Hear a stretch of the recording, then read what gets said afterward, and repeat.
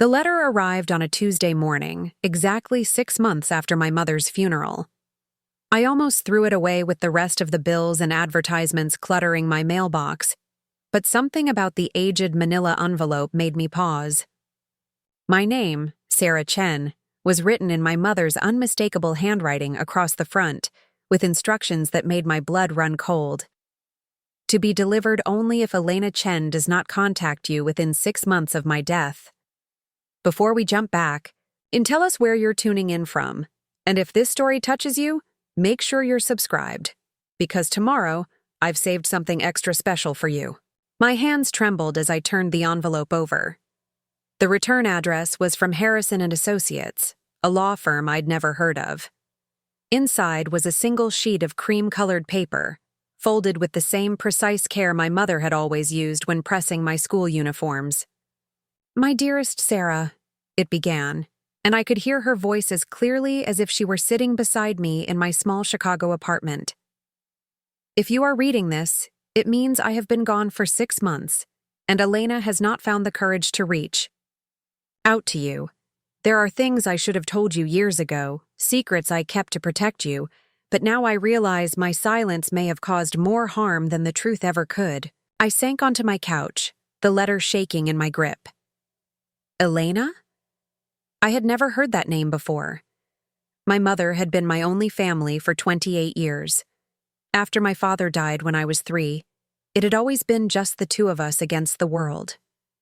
"Elena is your half-sister," the letter continued. "She is 4 years older than you, and she has been searching for us since she turned 18. I made her promise to stay away, to let you have a normal life, free from the complications of our family's past. But I see now that I was wrong. You deserve to know the truth about your father, about Elena, and about the choice I made that changed all of our lives forever."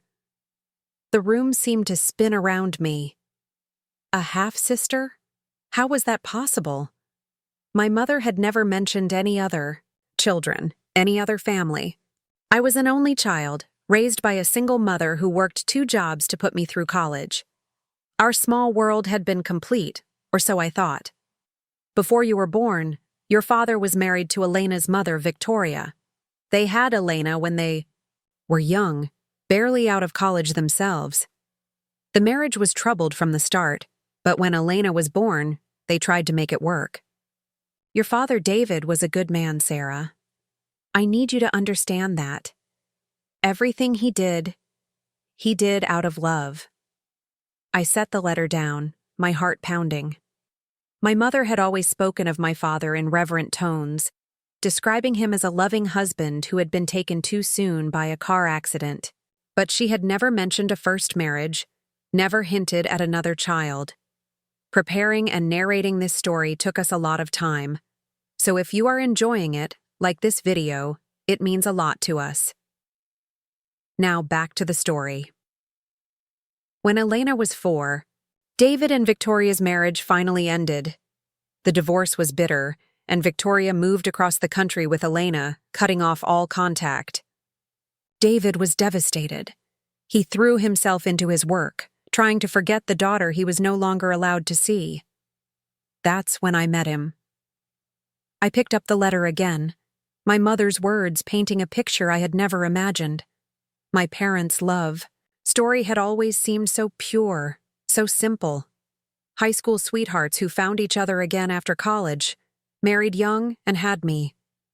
But this revealed something much more complicated. We fell in love quickly, perhaps too quickly. David was still healing from the loss of Elena, and I was young and naive enough to believe that love could conquer any pain. We married within a year, and you were born 2 years later. For the first 3 years of your life, we were happy. David had found peace, and I thought our family was complete. The letter paused there, and I could see where my mother's pen had hesitated, leaving a small ink blot on the paper. Whatever came next had been difficult for her to write. Then Elena started looking for us. She was 18, curious about the father she barely remembered. Victoria had remarried and moved several times, but Elena was determined. She hired a private investigator and found our address. The first letter arrived on your third birthday. I tried to imagine my third birthday party, the one I had seen in dozens of photographs. My mother and father smiling, me blowing out candles, on a homemade cake, our small apartment decorated with streamers. Had my father been distracted that day? Had he been thinking about another daughter, one he hadn't seen in over 14 years? David was overjoyed. He wanted to contact Elena immediately, to bring her into our lives. But I was terrified, Sarah. I was young and selfish, and I couldn't bear the thought of sharing him with another child. Elena represented a past I wanted him to forget, a reminder that I wasn't his first choice, that our family wasn't as perfect as I had convinced myself. It was. The admission hit me like a physical blow. My mother, who had always seemed so selfless, so devoted to our small family, had been jealous of a teenage girl she had never met. I convinced David to wait, to think about what Elena's presence would mean for our family. I told him that introducing another child would confuse you, that it would disrupt the stability we had worked so hard to create. I was persuasive, Sarah. I made him believe that choosing Elena meant choosing his past over his present, over us. My hands were shaking again. I could see where this was heading, and I wasn't sure I wanted to read the rest. Elena kept writing. Letter after letter, each one more desperate than the last. She wanted to know her father, to understand where she came from. David would read each letter multiple times, his face filled with longing and regret. But every time he mentioned responding, I would remind him of what it might cost us. I was convinced that Elena would destroy our perfect little world. I thought about my mother's behavior in the months before my father's death. I had been too young to understand the tension, but now I could remember the hushed conversations. That stopped when I entered the room, the way my mother would quickly hide certain pieces of mail. The night before the accident, David and I had our worst fight ever. Elena had sent graduation pictures, and David broke down crying. He said he had missed too much, that he needed to be part of her life. He had already written a letter to her, inviting her to visit us. I found it on his desk and destroyed it while he was sleeping. My breath caught in my throat. My mother had destroyed a letter from my father to his daughter. The woman who had raised me to value honesty and family above all else had deliberately kept a family apart? David was furious when he discovered what I had done. He said he was going to call Elena that morning, that he was tired of hiding from his past. We argued until dawn, and he left for work without saying goodbye. That was the last time I saw him alive. The car accident, the phone call that had shattered our world when I was 3 years old. Now it carried a different weight, a terrible, what if that would haunt me forever? After David died, Elena attended the funeral. She stood in the back, and I pretended not to notice her. She was beautiful, Sarah, with David's eyes and his determined chin. She looked exactly like you do now. After the service, she approached me. She wasn't angry or accusatory. She just wanted to know about her father, to understand who he had been in the years they were apart. I tried to imagine that scene. My mother, grieving and guilty, facing the daughter her husband had died trying to reach. A young woman who had lost her father twice, first to divorce and then to death. I should have embraced her, should have recognized that she was your sister and David's daughter. Instead, I panicked. I told her that David hadn't wanted to see her, that he had moved on with his new family. I lied to her, Sarah, and I watched her heart break all over again. She left without saying another word. The cruelty of it took my breath away. My mother, in her grief and guilt, had chosen to inflict the same pain on Elena that she herself was feeling. Elena tried to contact me several times over the years. She sent birthday cards for you, Christmas presents, letters asking about your milestones. She never asked for money or anything for herself. She just wanted to be part of your life, to be the sister she should have been allowed to be. But I returned everything unopened. I convinced myself that I was protecting you, that you were better off without the complications of an extended family. I thought about all the birthday parties where I had been the only child, all the Christmases that had felt somehow incomplete despite my mother's efforts to make them magical. Had Elena been thinking of me on those days? Had she wondered what I looked like, what I was interested in, whether I ever thought about the family I didn't know I had? As you grew older, I realized my mistake. I watched you struggle with feeling alone in the world, with wondering about your father's family. You used to ask me if you had any aunts or uncles, any cousins to play with. I would tell you that we were enough, that family was what you made it. But I was lying to you, just as I had lied to Elena. The letter's tone shifted, becoming more urgent, more desperate. 3 years ago, Elena found me again. She had become a social worker, dedicating her life to helping children find their families. The irony wasn't lost on either of us. She had married and had 2 children of her own, twin boys who would be your nephews. She showed me pictures, and Sarah, they looked just like you did at that age. Nephews. I had nephews I had never met, a sister I had never known existed, an entire family that had been kept from me by the woman I had trusted most in the world. Elena asked me one simple question. Don't you think Sarah deserves to know? She has a sister? I couldn't answer her. I had spent so many years justifying my choices, convincing myself that I had done what was best for you. But looking at her, seeing the woman she had become despite everything I had put her through, I knew I had been wrong about everything. The letter was nearing its end, and I could see where my mother's handwriting had become less steady, more emotional. I made Elena promise to give me time to tell you the truth myself. She agreed, but she also made me promise that if something happened to me, if I died before I found the courage to explain, she would be allowed to contact you. This letter is my insurance policy, my way of ensuring that my cowardice doesn't cost you the family you deserve. I could picture my mother writing these words, probably in the hospital during one of her final stays, knowing that her time was running out, and that she was running out of chances to make things right. Elena lives in Portland now. She's a social worker for the state, specializing in family reunification. She has been waiting for 25 years to meet her sister. Her address is enclosed, along with her phone number. I don't know if she will forgive me for what I've done, but I hope she will give you the chance to know each other. The letter concluded with an address and phone number written in my mother's careful script, along with a final paragraph that brought tears to my eyes. Sarah, I know this changes everything you thought you knew about our family, about me. I hope you can forgive me for the lies, for the choices I made out of fear and selfishness.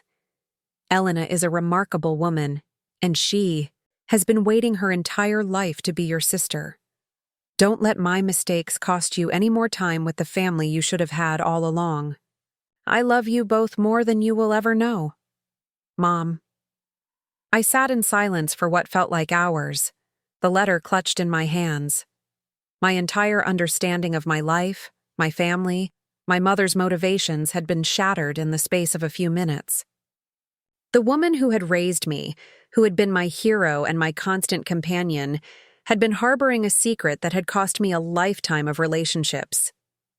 But alongside the anger and confusion, there was something else. Hope. Somewhere in Portland, there was a woman named Elena who had been waiting 25 years to meet me. A woman who had my father's eyes and chin, who had spent her life helping families reunite, who had twin boys who looked like me. I walked to my computer and opened a new browser window. Elena Chen, Portland, Oregon, social worker. The search results populated immediately. There she was, listed on the state website as a senior family reunification specialist. The professional photo showed a woman who looked remarkably like me, with the same dark hair and serious eyes. Below her name was a bio that made my heart skip. Elena Chen has dedicated her career to helping children find their biological families. Having experienced family separation herself, she brings a unique perspective to her work with the state's most challenging cases. She specializes in cases involving long-term separations and complex family dynamics. I stared at the screen, trying to process that this woman, this stranger who shared my name and my face, had turned her pain into purpose.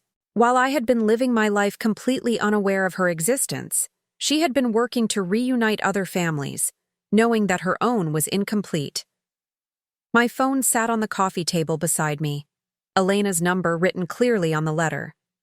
It would be simple to call her, to bridge the gap that had existed for 25 years with a single phone call. But I found myself paralyzed by the magnitude of what that call would mean. What do you say to a sister you've never met? How do you apologize for a lifetime of silence that wasn't your fault? How do you explain that you've just learned about her existence, that the mother who raised you had been lying to both of you for decades? I looked at the clock.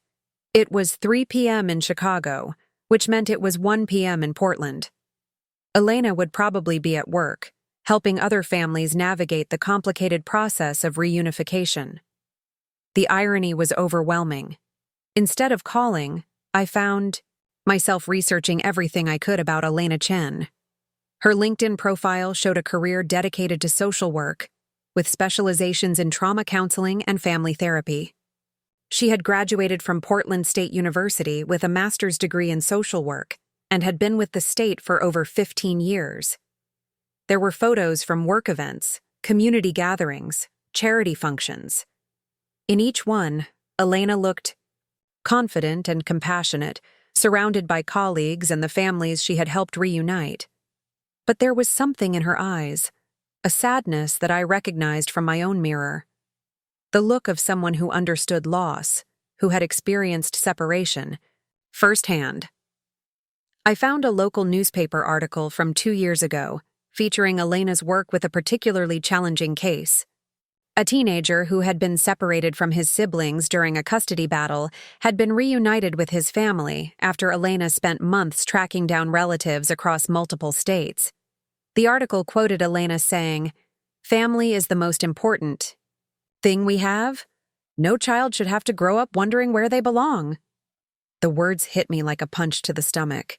Elena had been speaking from experience, from her own childhood of wondering about the father she barely remembered and the sister she had never been allowed to meet. I found social media profiles, though Elena seemed to keep them fairly private. There were photos of her twin boys, who did indeed look remarkably like me at that age. Pictures of family vacations, birthday parties, ordinary moments that should have included me. A lifetime of memories that I had missed, a family I had never known existed. As the afternoon wore on, I found myself torn between anger and grief. Anger at my mother for the lies, for the choices she had made that had cost me a relationship with my sister, but also grief for all the time we had lost, for the childhood we should have shared, for the support we could have given each other through the difficult years. I thought about my father, dying with the knowledge that he had failed to reconnect with his eldest daughter. Had he thought about Elena in his final moments? Had he regretted listening to my mother's fears instead of following his heart? The letter had mentioned that Elena had attended my father's funeral, that she had stood in the back while I, a 3-year-old who barely understood what was happening, had been shielded from the complexity of adult grief and family dynamics. She had been there, wanting to mourn the father she had lost twice, and my mother had turned her away. By evening, I had made my decision. I couldn't call Elena cold, couldn't simply dial her number and announce myself as the sister she had been waiting to meet. This deserved more thought, more care. I needed to write her a letter, to explain what I had learned and how I was feeling. I needed to give her the chance to decide how she wanted to handle this reunion. I sat at my kitchen table with a blank sheet of paper, trying to find the words to bridge a 25-year gap. How do you introduce yourself to a sister you've never met? How do you explain that you've just learned about her existence, that everything you thought you knew about your family was a lie? "Dear Elena," I began, then stopped. It felt too formal, too distant for someone who should have been part of my life all along. "Dear sister, I tried instead, but that felt presumptuous. I didn't know if she still wanted to be my sister after all these years, after the pain my mother had caused her. Finally, I settled on simply, Elena. I don't know how to begin this letter, or even if I have the right to write it. 6 months ago, our mother died, and I buried her thinking I was the only family she had left. Today I received a letter that has changed everything I thought I knew about my life, about our family, about the choices that were made before I was old enough to understand them. I paused, looking out my apartment window at the Chicago skyline. Somewhere in Portland, Elena was probably just finishing her workday, helping other families navigate the complexities of reunion and reconciliation. Did she think about me? Did she wonder if I knew about her, if I would ever reach out? I learned about you today, Elena. I learned that I have a sister who has been waiting 25 years to meet me, who has been thinking about me on birthdays and holidays while I remained completely unaware of her existence. I learned that our father died trying to reconnect with you, and that our mother's fear and jealousy cost us both a lifetime of sisterhood. The words flowed more easily now, years of questions and confusion finally finding their voice. I don't know how to apologize for something that wasn't my fault, but I feel like I need to try. I'm sorry that you've had to wait so long to meet me. I'm sorry that our mother's choices kept us apart. I'm sorry that you had to grow up wondering about the father you barely remembered, and that you had to mourn him twice, once when you were separated, and again when he died. I thought about what Elena's life must have been like, growing up with the knowledge that she had a father and sister she wasn't allowed to see. The confusion, the rejection, the constant wondering about what she had done wrong to deserve such treatment. I want you to know that if I had known about you, if I had been given the choice, I would have wanted to know you. I would have wanted to be your sister, to share holidays and birthdays and all the ordinary moments that make up a family. I grew up feeling like something was missing, like our small family was incomplete in some way I couldn't understand. Now I know why. The letter was becoming longer than I had intended, but I couldn't seem to stop. There were 25 years of thoughts and feelings to express, a lifetime of conversations that had never happened. I've spent the afternoon learning about you, about the work you do, about the family you've built. I'm proud to share your name, Elena. I'm proud that my sister has dedicated her life to helping other families find each other, even when her own family was kept apart by secrets and lies. You turned your pain into purpose, and that takes a strength I'm not sure I would have had. I wrote about my life, about growing up as an only child, about the career I had built in graphic design, about the relationships that had never quite filled the void I couldn't name. I wrote about my mother's final years, about the guilt I now felt for not recognizing the sadness in her eyes when she spoke about the past. I don't know what happens next, Elena.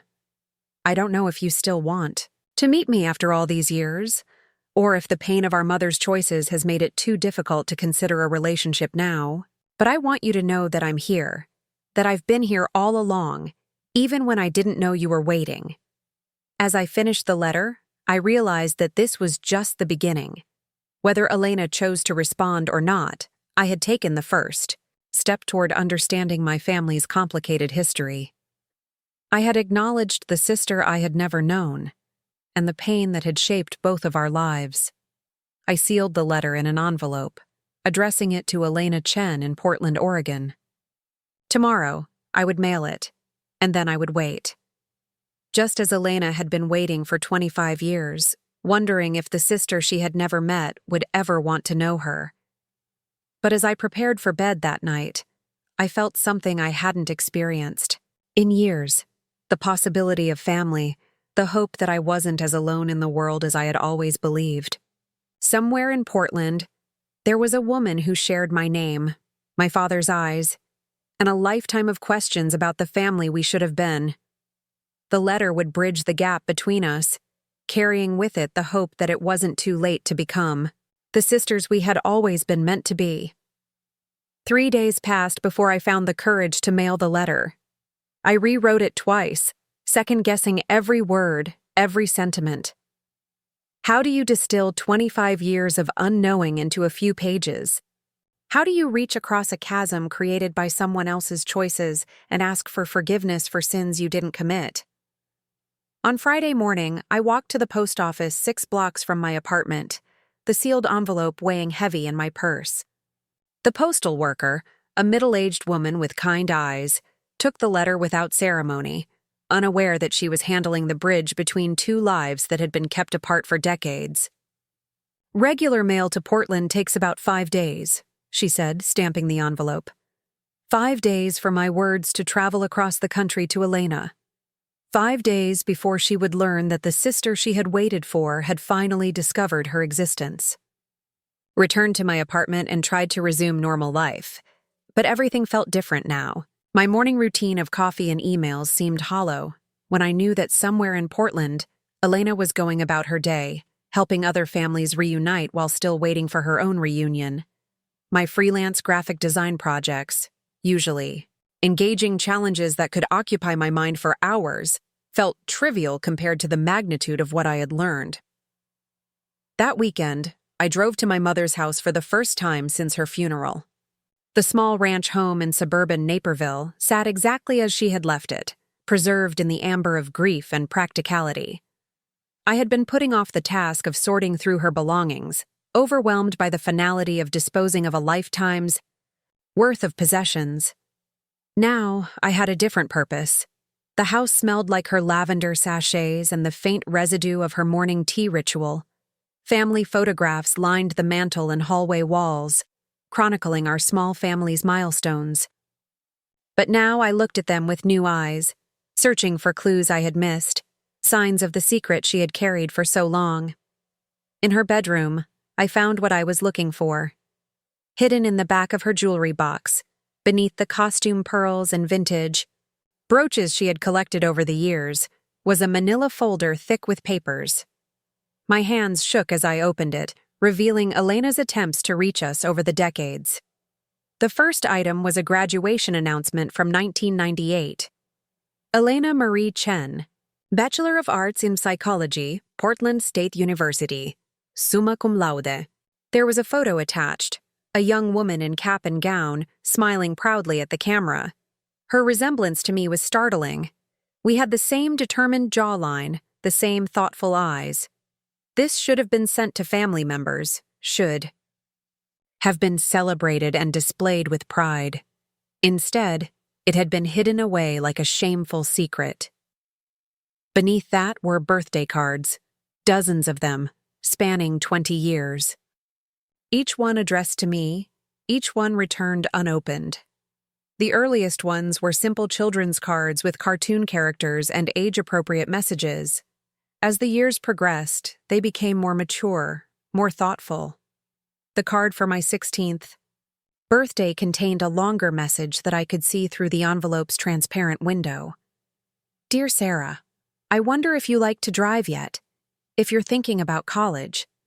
I hope you know that someone out there is thinking of you on your special day. The weight of those unsent sentiments, those one-sided conversations across the years, was crushing. Elena had been marking my milestones, celebrating my existence from afar, while I had no idea she was out there thinking of me. There were Christmas presents, too, still wrapped, with gift tags in Elena's careful handwriting. Books, mostly. Novels appropriate for whatever age I would have been, biographies of inspiring women, art books that showed she had somehow learned about my interest in design. Each gift represented research, thought, care. Elena had been studying me from a distance, trying to know the sister she wasn't allowed to meet. But the most devastating discovery was a thick stack of letters, all addressed to my mother, all attempting to maintain some connection to our family. The earliest were from when Elena was 18, shortly after she had started looking for us. Her handwriting was younger then, more hopeful. Dear Mrs. Chen, one began, I know this is difficult and I don't want to cause any problems for your family. I just want Sarah to know that she has a sister who loves her, even from far away. I'm not asking to disrupt your lives. I just hope that someday, when she's older, she might want to meet me. The letters continued through the years, documenting Elena's life milestones, her graduation from college, her first job as a social worker, her engagement to a man named Marcus, who she described as understanding about her complicated family situation. She shared these moments with my mother, hoping that somehow they would be passed along to me. I got married last month, read a letter from 5 years ago. Marcus is wonderful, and he understands why finding my family is so important to me. We're thinking about starting a family of our own soon, and I keep imagining how wonderful it would be if my children could know their Aunt Sarah. The word aunt hit me like a physical blow. I could have been an aunt for years now. There were children out there who were my nephews, who carried my father's genes and my family's legacy, and I had missed their entire lives so far. The most recent letter was from just 2 years ago, and its tone was different. More mature, more resigned, but also more direct. Mrs. Chen, I'm writing to you one last time. I've been trying to reach you and Sarah for over 20 years now, and I'm starting to accept that you may never want us to be part of each other's lives. I want you to know that I understand your position, even if I don't agree with it. But I also want you to know that if anything ever happens to you, if Sarah is ever alone in the world, I'm here. She has a sister who has been waiting her whole life to love her. The prophetic nature of those words was chilling. Elena had somehow known that my mother's protectiveness would eventually leave me isolated, had tried to offer herself as a safety net for a future she couldn't have foreseen, but had somehow anticipated. At the bottom of the folder was something that made me gasp audibly.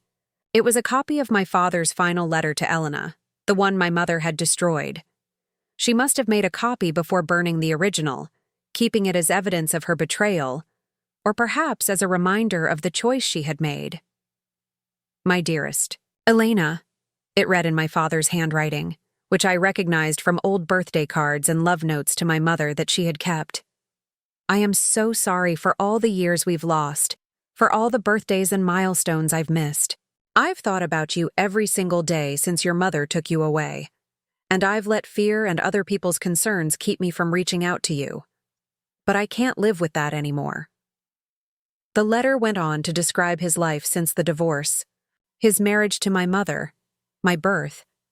But what struck me most was the tone, not the words of a man who had moved on and started over, but of a father who had never stopped mourning the loss of his first child. I want you to meet your sister Sarah. She's 3 years old now, and she has your curiosity, your determination. I see so much of you in her, and I think you would love each other. I know this is complicated, and I know I have no right to ask for your forgiveness after all these years of silence. But I'm hoping we can find a way to be a family again, all of us together. The letter ended with plans for Elena to visit, suggestions for how they might slowly integrate her into our family life, dreams of birthday parties where she would be present, holidays where our small family would expand to include the daughter and sister we had been missing all along. My mother had destroyed this letter, had chosen her own insecurity over my father's desire to reunite with his eldest child.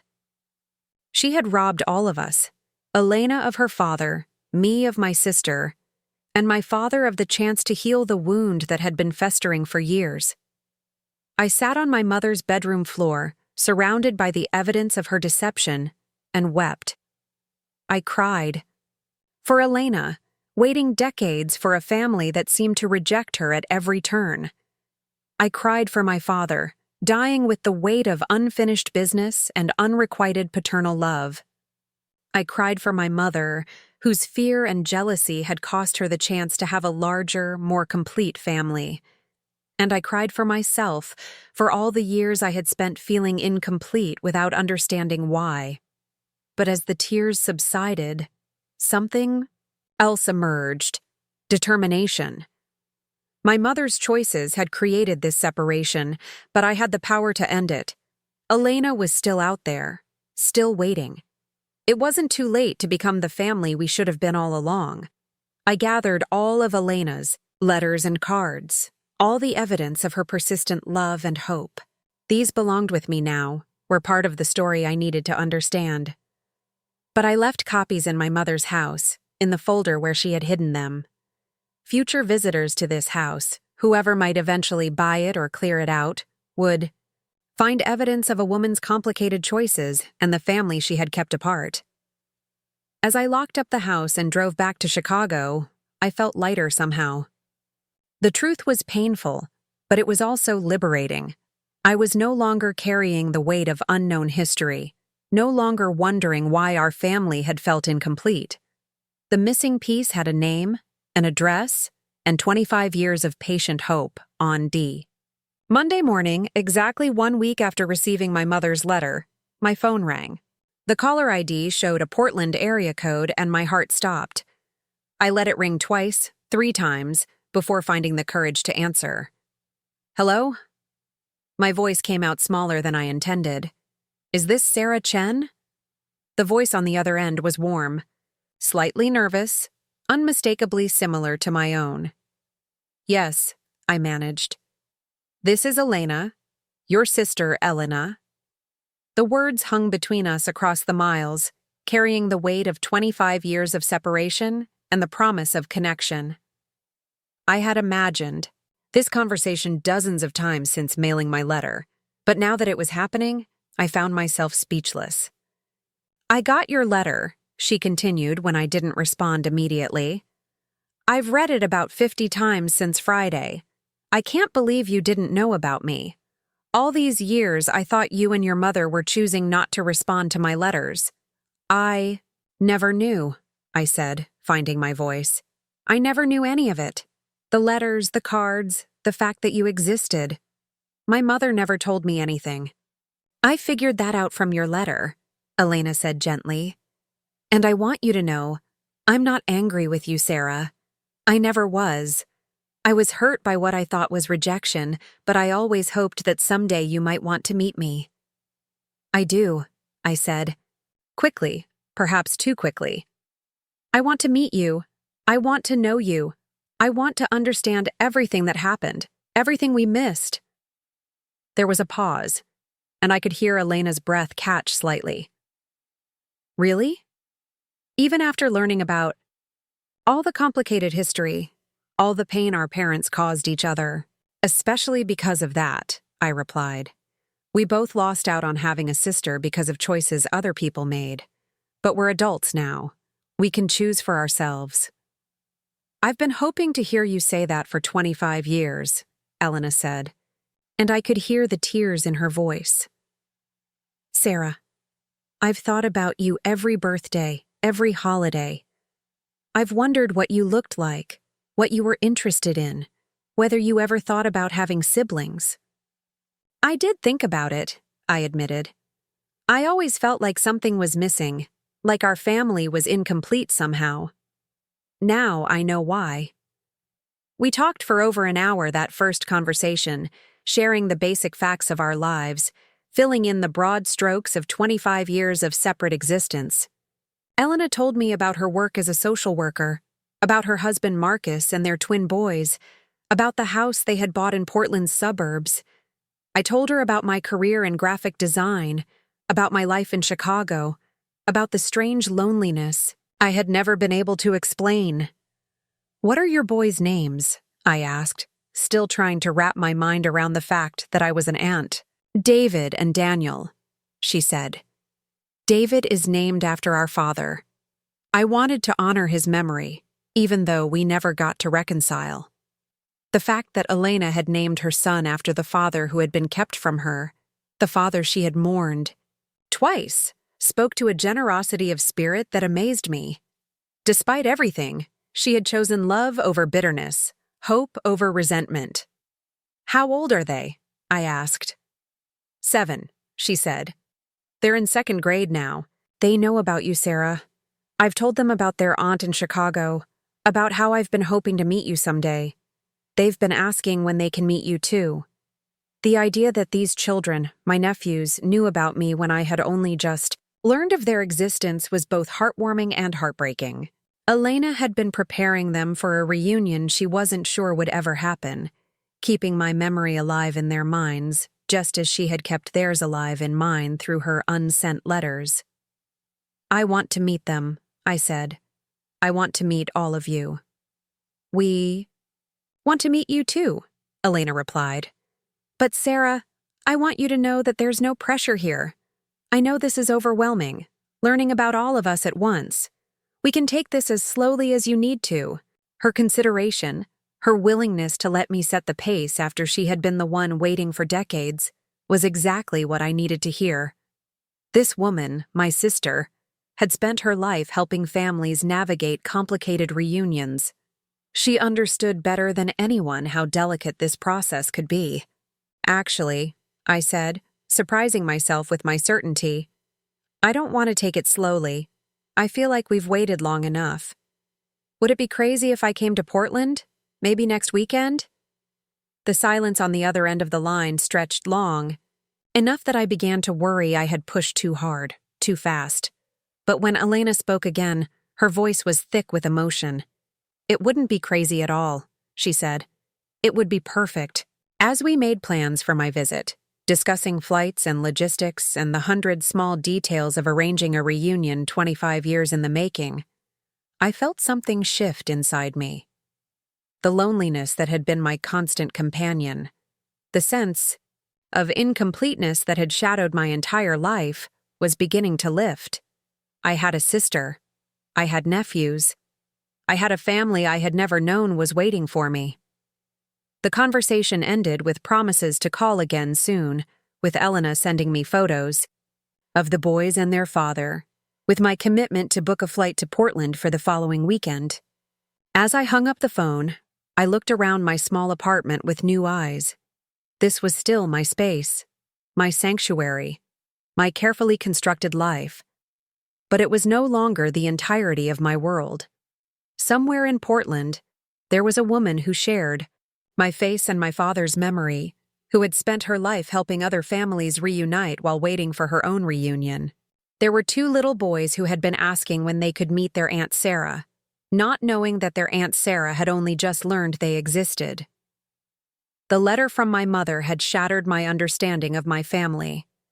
But Elena's phone call had begun the process of rebuilding it into something larger, more complex, and infinitely more complete than what I had lost. I had spent 28 years as an only child, believing I was alone in the world except for my mother. Now I was about to become part of something bigger, part of the family I should have had all along. The plane ticket to Portland would be booked within the hour, carrying me toward a reunion that had been 25 years in the making, and a sister who had never stopped believing that someday we would find our way back to each other. The flight to Portland felt both endless and too short. I spent the 3-hour journey alternating between excitement and terror, my stomach churning with anticipation. What if we didn't connect in person? What if 25 years of separation had created too wide a gulf to bridge? What if the sister I had imagined from our phone conversations didn't match the reality of who Elena actually was? I had packed and repacked my suitcase 3 times, unsure what one brings to meet a sister for the first time. I settled on casual clothes and a few photos from my childhood, thinking Elena might want to see what I had looked like during all those years she had been sending unopened birthday cards. The Portland airport was busy with Friday afternoon travelers, but I spotted Elena immediately. She was standing near the security exit, holding a sign with my name, and the resemblance was even more striking in person than it had been in the photos I had found online. We had the same build, the same way of standing with one hip cocked slightly, the same nervous habit of tucking hair behind our ears. For a moment, we just stared at each other across the crowded terminal. 25 years of separation, decades of wondering and waiting had led to this moment. Then Elena smiled, the same lopsided grin I saw in my own mirror every morning, and I knew everything was going to be okay. "Sarah?" she said, though there was no question in her voice. She knew me as immediately as I had known her. Elena. I dropped my carry-on bag and crossed the space between us in 3 quick steps. She opened her arms, and I walked into a hug that felt like coming home. We held each other for a long time, both of us crying, both of us laughing, both of us trying to process the surreal reality of finally meeting. Other travelers moved around us, but we existed in our own bubble of reunion and recognition. "You're real," Elena whispered into my hair. "You're actually here." "So are you," I replied, pulling back to look at her face. "My sister. My actual sister." Elena wiped tears from her cheeks with the back of her hand. "I was so nervous about meeting you. I kept thinking, what if she doesn't like me? What if we have nothing in common? What if 25 years is too much time to make up for? What if, what if, what if?" I said, echoing her words with a smile. "We could spend forever wondering about what ifs. Or we could just be here now, together." She laughed, a sound that was startlingly familiar. "Marcus is always telling me I overthink everything. I guess some things don't change, even when you're meeting your sister for the first time." "Marcus is your husband?" I asked as we headed toward baggage claim. "For 8 years now," Elena said, her face softening. "He's been incredibly patient with my family situation. He's the one who encouraged me to keep trying to reach you, even when I wanted to give up. He said that love doesn't have an expiration date, and that someday you might be ready to meet me." He sounds like a wise man. He is. And he's excited to meet you. We all are. The drive from the airport to Elena's house took us through Portland's suburbs, past tree-lined streets and well-maintained neighborhoods. Elena kept glancing at me as she drove, as if she couldn't quite believe I was really there. "This is so strange," she said, stopped at a red light. "I've imagined this moment so many times over the years. What we would say to each other, how it would feel. But the reality is so much better than anything I had pictured." "What did you picture?" I asked. "Honestly, I thought you might be angry. I thought you might blame me for disrupting your life, for bringing up painful family history. I thought you might see me as a reminder of everything that went wrong between our parents." I considered this as we turned into a residential neighborhood. "I was angry," I admitted. "But not at you. At my mother, for keeping us apart. At the situation, for being so complicated. At myself, for not somehow knowing you were out there." "You couldn't have known," Elena said firmly. "Your mother made sure of that." Elena's house was a modest 2-story colonial with a well-maintained garden and children's toys scattered across the front yard. As we pulled into the driveway, the front door opened and 2 identical boys burst out, followed by a tall man with kind eyes and graying temples. "Aunt Sarah!" the boys shouted in unison, running toward the car. I looked at Elena in surprise. "They're excited to meet me." "They've been counting down the days since I told them you were coming," she said. "I hope that's okay. I know it's a lot, meeting everyone at once." "It's perfect," I said, and meant it. The boys reached the car as I was getting out, both of them talking at once, their words tumbling over each other in their excitement. "Are you really our aunt?" asked one of them. "Do you live in a really tall building in Chicago?" asked the other. "Mom says you make pictures. For work, is that true?" "Can you teach us how to draw?" Elena laughed, ruffling both boys' hair. "David, Daniel, give Aunt Sarah a chance to breathe. She just got off an airplane." David and Daniel, even their names sounded right together, a matched set like their identical faces and matching excitement. They both had Elena's dark hair and my father's determined chin, but their eyes were clearly from their father's side of the family. Marcus approached more slowly, giving me space to process the overwhelming reunion. "Sarah," he said, extending his hand. "I'm Marcus. Elena's told me so much about you over the years." "All good things, I hope," I said, shaking his hand. "All hopeful things," he replied. She's been looking forward to this day since before I met her. The house was warm and lived in, with family photos covering the refrigerator and children's artwork displayed on the walls. It felt like the kind of home I had always imagined having someday, but had never quite managed to create for myself. "Are you hungry?"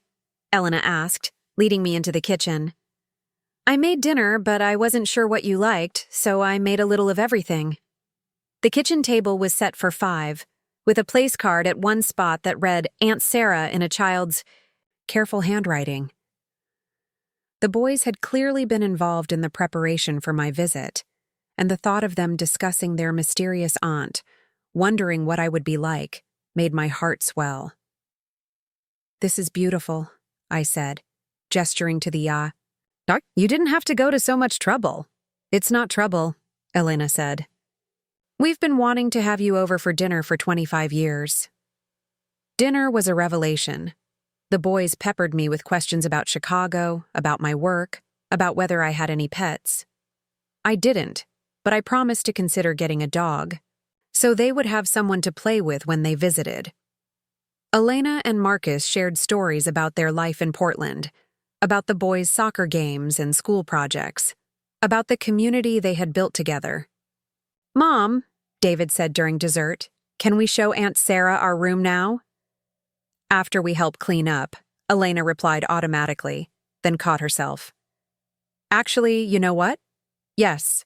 Go show your aunt your room. The dishes can wait."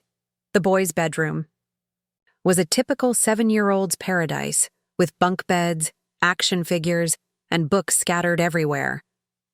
But what caught my attention was a small shelf near the window that held a few special items. A photo of Elena and Marcus on their wedding day, a rock painted with a rainbow that Daniel had made in art class, and a small framed picture of my father. "That's Grandpa David," Daniel said, noticing my gaze. "Mom says he was really nice and that he would have loved to meet us." "He would have," I said, picking up the photo. It was one I had seen before, from my father's college days. "He would have been so proud of both of you. Mom says you knew him better than she did," David said. "Can you tell us about him?" For the next hour, I shared stories about my father that I had never told anyone. I told them about his terrible jokes and his love of old movies, about how he used to make pancakes on Sunday mornings and let me help by cracking the eggs. I told them about his gentleness, his patience, his way of making ordinary moments feel special. Elena appeared in the doorway as I was finishing a story about my father teaching me to ride a bike. She was leaning against the doorframe, tears in her eyes. "I never knew any of that," she said quietly. "All those little details about who he was as a person, as a father." "I have more stories," I said. "Lots more. And I brought photos." After the boys were tucked into bed, Elena, Marcus, and I sat in the living room with coffee and the photo albums I had brought from Chicago. I showed them pictures of my father throughout my childhood, shared memories of family vacations and quiet moments at home. "He looks happy," Elena said, studying a photo of my father at my 5th birthday party. "I always wondered if he was happy, if he ever thought about me." "He thought about you constantly," I said. "I found his letter, Elena. The one my mother destroyed. He never stopped loving you, never stopped wanting you to be part of our family." Elena's face crumpled, and Marcus moved to put his arm around her. "I've wondered about that for so long," she whispered. "Whether he cared, whether he ever regretted losing me." "He regretted it every day," I said. "And he died trying to fix it." We talked until well past midnight, sharing stories and filling in the gaps of our separate lives. I learned that Elena had become a social worker specifically because of her own experience with family separation, that she had dedicated her career to helping other families avoid the pain she had experienced. "The irony isn't lost on me," she said. "I spend my days reuniting families while my own family was broken apart." "But you fixed it," I said. "You never gave up trying to reach us. If you hadn't kept sending those letters, If you hadn't made my mother promise to contact you, we never would have found each other." "I almost did give up," Elena admitted. "About 5 years ago, after your mother returned another letter unopened, I thought about stopping. Marcus talked me out of it." "What did he say?" Marcus smiled. "I told her that some things are worth waiting for, no matter how long it takes, and that love doesn't have an expiration date." The guest room Elena had prepared for me was decorated with fresh flowers and a small basket of toiletries. On the nightstand was a framed photo of the four of them at the beach, along with a note that read, "Welcome home, Sarah. Love, your family." I lay awake for a long time that first night, staring at the ceiling and trying to process the day's events. 24 hours earlier, I had been alone in Chicago, still reeling from the discovery of Elena's existence. Now I was sleeping in my sister's house, having met my nephews, having been welcomed into a family that had been waiting for me to come home. The next morning, I woke to the sound of children's laughter and the smell of pancakes. I found Elena in the kitchen, standing at the stove with her hair in a messy bun, looking exactly like I did when I cooked breakfast for myself. "Good morning," she said, glancing over her shoulder. "I hope you slept okay. The boys wanted to wake you up at 6 to play soccer, but I told them you might need to recover from traveling." "I slept great," I said, though it wasn't entirely true. The sleep had been fitful, filled with dreams about my father and my mother and all the years of separation we had endured. "Coffee?" Elena asked, and I nodded gratefully. The boys appeared at the kitchen table, already dressed and ready for the day's adventures. They had apparently made a list of things they wanted to show me in Portland, starting with their school playground and ending with the ice cream shop where Elena took them for special occasions. "Can Aunt Sarah come to my soccer game next week?" David asked. "She lives in Chicago, buddy," Elena said gently. "That's pretty far away." "But she could move here," Daniel suggested. "Then she could come to all our games." I looked at Elena, wondering how she handled these kinds of questions from her sons.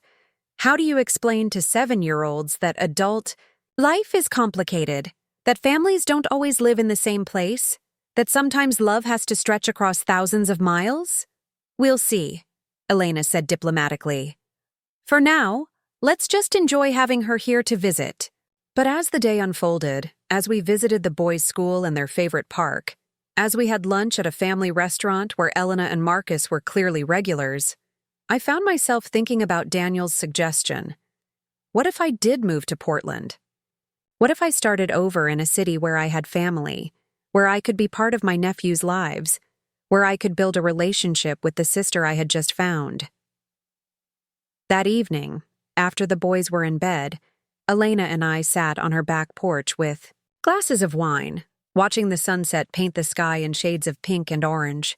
"Can I ask you something?" Elena said, her voice hesitant. "Anything." "What was it like, growing up with her? With our mother?" I considered the question carefully. "It was complicated," I said finally. "She was a good mother in many ways. She was devoted to me, worked hard to provide for us, always made sure I knew I was loved. But now I realize she was also terrified of losing me. Terrified that if I knew the truth about our family, I might choose you over her." "That's so sad," Elena said. "She could have had both of us. We could have been a real family."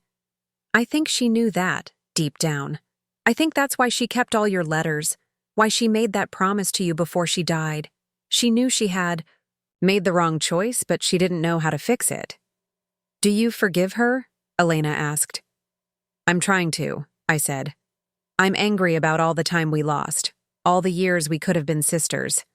But I also understand that she was acting out of fear, out of a desire to protect what she saw as her family. She was wrong, but she wasn't malicious." "I forgive her," Elena said quietly. "I've had to, for my own peace of mind. Holding on to anger would have poisoned my life, and I didn't want that.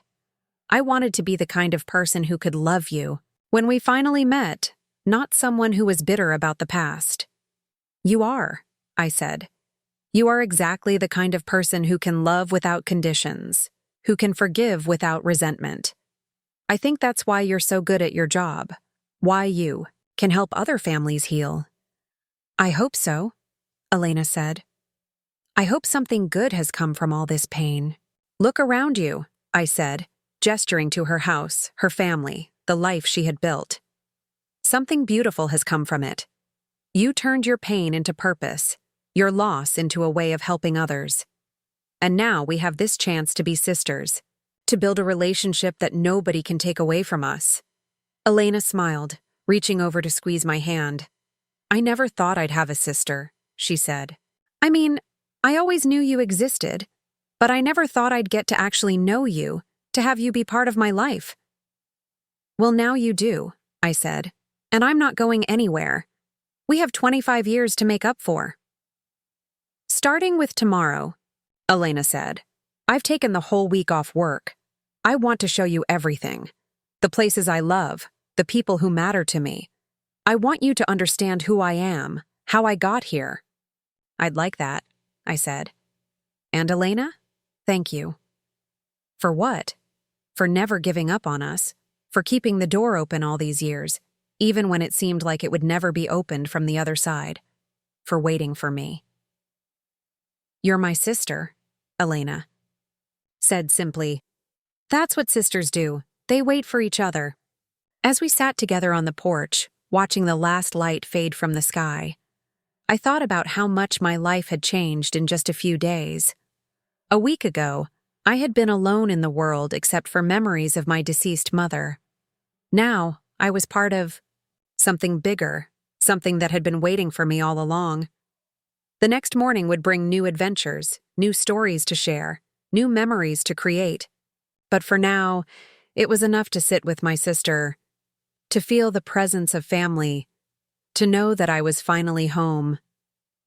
The week in Portland passed like a beautiful dream that I didn't want to wake up from. Elena had planned each day carefully, introducing me to different aspects of her life and the city she had made her home.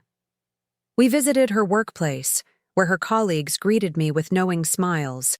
Apparently, she had talked about her sister from Chicago for years, even when the rest of us didn't know I existed. Elena's told us so much about you, said her supervisor, Maria, a woman in her 50s with laugh lines around her eyes. She's been hoping for this reunion longer than I've known her. At the Department of Human Services building where Elena worked, I watched her interact with families going through their own complicated reunification processes. She moved through the corridors with quiet authority, stopping to check on cases, offering encouragement to social workers dealing with difficult situations, always with a gentle word or a patient ear. This is where the magic happens, Elena said, showing me into her office. The walls were covered with thank you cards from families she had helped reunite, dozens of them, each one representing a success story, a family made whole again. One card caught my attention. It showed a crayon drawing of stick figures holding hands under a rainbow with, "Thank you for bringing our family back together," written in a child's unsteady handwriting. That's from the Hendersons, Elena explained, noticing my focus. 3 kids separated in foster care for 2 years before we managed to place them with their grandmother. It took 18 months of paperwork and court hearings, but they're together now. You must see so much pain in this job, I said. I do, Elena admitted. But I also see so much hope. Every family I help reunite reminds me that love finds a way, even when the system seems designed to keep people apart. It's why I keep doing this work, even when it's heartbreaking. I thought about Elena choosing this career, dedicating her life to healing the kinds of wounds she had experienced firsthand. While I had channeled my creative energy into graphic design, she had turned her pain into a mission to prevent other families from enduring what ours had. That afternoon, Elena took me to visit our father's grave. I had been to the cemetery many times over the years, but always alone, always carrying the weight of being his only surviving child. Now, walking through the gates with Elena beside me, I felt something shift. The headstone was simple. David Michael Chen, beloved father and husband. But now I understood that the story it told was incomplete. He had been beloved by more people than just my mother and me. He had been mourned by a daughter he hadn't seen in years, a daughter who had named her own son after him to keep his memory alive. Elena knelt beside the grave and placed a small bouquet of wildflowers near the headstone. "I've never been here before," she said quietly. "I always wondered where he was buried, but I didn't know how to find out without contacting your mother." "He would be so happy to know you're here," I said, kneeling beside her. "He would be so proud of who you've become, of the work you do." "I wish I could tell him about the boys," Elena said, her voice breaking slightly. "I wish he could have met his grandsons." "Maybe he knows," I said, though I wasn't sure I believed it myself. "Maybe he knows that his daughters finally found each other." We sat in silence for a while, both of us lost in our own thoughts about the father we had shared, and lost in different ways. When we finally stood to leave, Elena linked her arm through mine. "Thank you for bringing me here," she said. "I've been wanting to visit him for 25 years. "Thank you for being here with me," I replied. I never knew how lonely it was, coming here by myself. That evening, Elena suggested we video call with some of our extended family, relatives on our father's side that I had never known existed. Apparently, Elena had connected with them years ago during her search for information about our father. Auntie. "Ruth is Dad's youngest sister," Elena explained as she dialed. "She lives in San Francisco now, but she remembers you when you were little. She's been asking about you ever since I found her." The video call connected, revealing a woman in her 60s with our father's eyes and a warm smile. "Sarah!" she exclaimed immediately. "Oh my goodness, you look just like your father did at your age." "Aunt Ruth," I said, the title feeling foreign, but right on my tongue. I can't believe I have an aunt I never knew about. "Your mother was very protective of your privacy," Ruth said diplomatically. "But Elena and I have been hoping this day would come for years. I have so many photos of your father growing up, so many stories I'd love to share with you." The call expanded to include two of our father's cousins and their children, an entire branch of the family tree that had been invisible to me my whole life. They all knew Elena, had been following her life and career from a distance, and had been wondering about me for decades. "We always hoped we'd get to meet you," said our cousin Jennifer, who was close to my age. "Elena would update us on what she could find out about you, your college graduation, your career. We felt like we knew you, even though we'd never met." It was overwhelming to discover that I had been the subject of conversation at family gatherings I didn't know existed, that there were people out there who had been keeping track of my life and hoping to meet me someday. After the call ended, Elena and I sat in her living room surrounded by family photos she had collected over the years. Pictures of relatives I was just now learning about, family reunions I had never attended, a whole network of connections that had been waiting for me to join. "This is a lot to process," I said, looking through a photo album of a family reunion from 5 years earlier. Elena was there with Marcus and the boys, surrounded by aunts and uncles and cousins, all of them looking relaxed and happy together. "I know it is," Elena said. "But Sarah, they all want to know you. They've been waiting for this opportunity just like I have." "Why didn't anyone ever try to contact me directly?" I asked. Elena sighed. "Because your mother made it clear that she didn't want you to know about Dad's family. She told Ruth that she was protecting you from complications, that she wanted you to have a simple, stable life. And honestly, everyone respected her wishes, even if they didn't agree with them. So you all knew about each other, but I was the missing piece." "You were never missing to us," Elena said firmly. "You were always part of the family, even when you couldn't be present. Your name came up at every family gathering, every major holiday. We all wondered what you were like, how you were doing, whether you were happy." That night, I called my best friend Jessica back in Chicago to try to process everything I was learning. Jessica had been my closest friend since college, and she knew me well enough to understand how overwhelming this all was. "So let me get this straight," Jessica said after I had given her a condensed version of the week's revelations. "You have a sister, 2 nephews, an aunt, and about a dozen cousins you never knew existed?" "That's just the beginning," I said. "There's a whole family culture I've been missing out on. Annual reunions, holiday traditions, shared memories going back decades. It's like discovering there's been this parallel universe running alongside my life the entire time." "How do you feel about it?" Jessica asked. "Grateful," I said immediately. "And also sad about all the time we've lost. But mostly grateful. These are good people, Jess. They're kind and welcoming, and they've been hoping to know me for years. And Elena? Elena is—" I paused, trying to find the right words.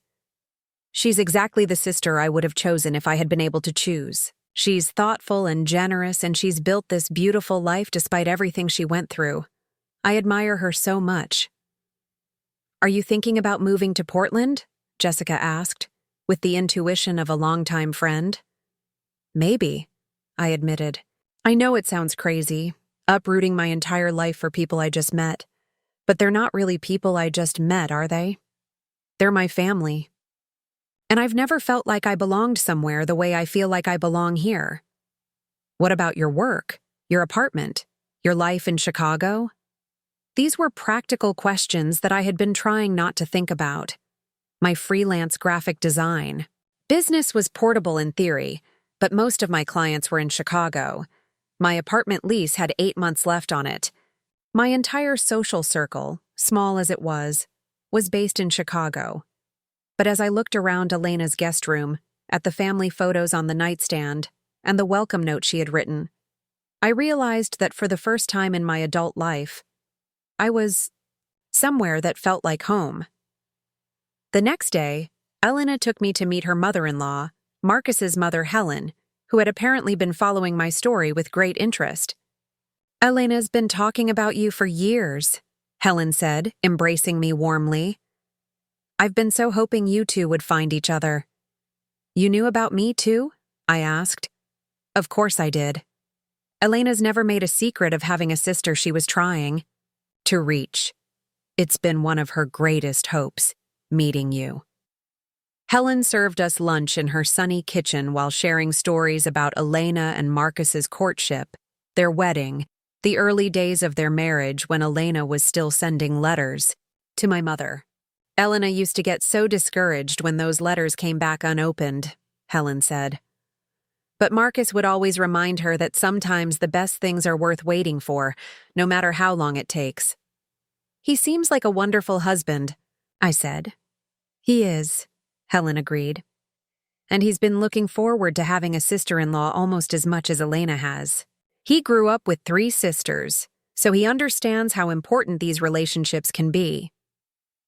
That afternoon, Elena and I took the boys to their soccer practice, where I met the other parents in their community.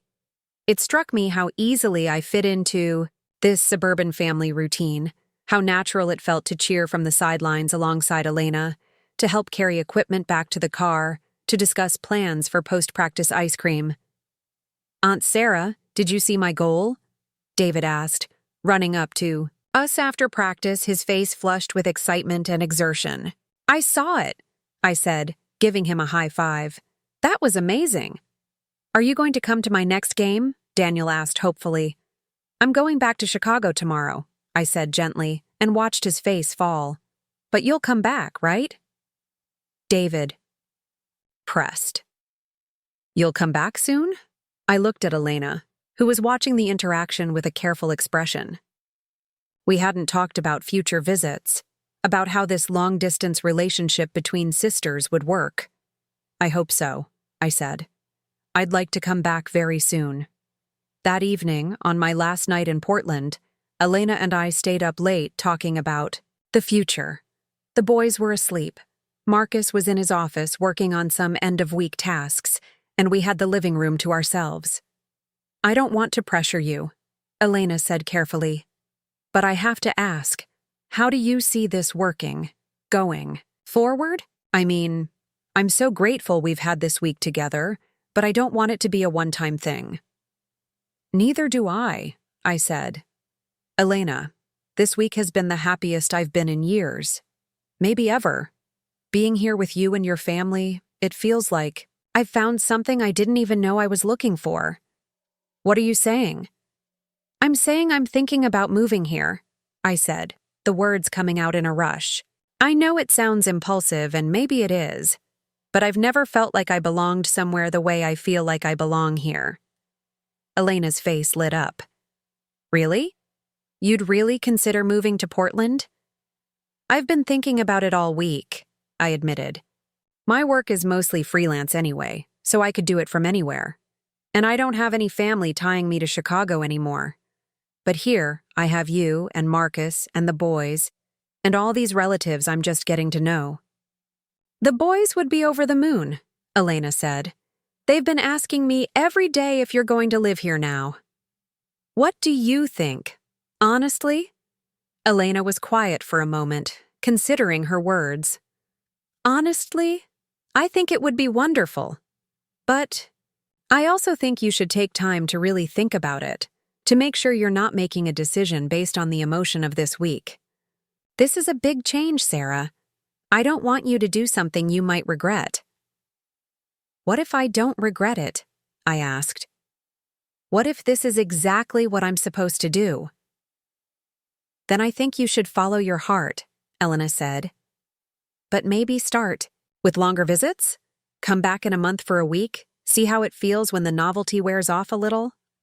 It was good advice, the kind of thoughtful counsel I was already learning to expect from my sister.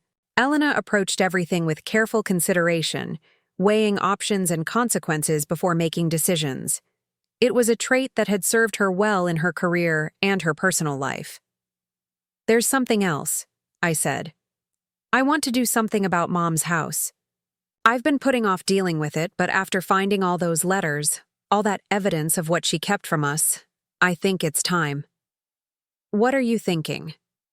I want to sell it and split the proceeds with you, I said.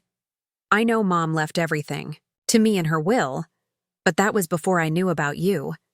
Half of that house should be yours. Half of everything she left should be yours. Elena shook her head immediately. Sarah, no. I don't want your mother's money. I don't need it. And it would feel wrong to me. It's not her money, I said firmly. It's our father's legacy, too. He would have wanted both of his daughters to benefit from what he and Mom built together. But she raised you. She took care of you for 28 years. Whatever she left you, you earned through all those years of being her daughter. And you earned it through all those years of being his daughter, even when you couldn't be with him, I countered. Elena, please, let me do this. Let me make this one thing right. We talked about it for another hour, Elena reluctant to accept. Anything that felt like charity, me insistent that this was about justice and family legacy. Finally, we reached a compromise. We would use half the proceeds from the house sale to establish a scholarship fund in our father's name, something that would help other young people pursue education or career training. That feels right, Elena said when we settled on the plan.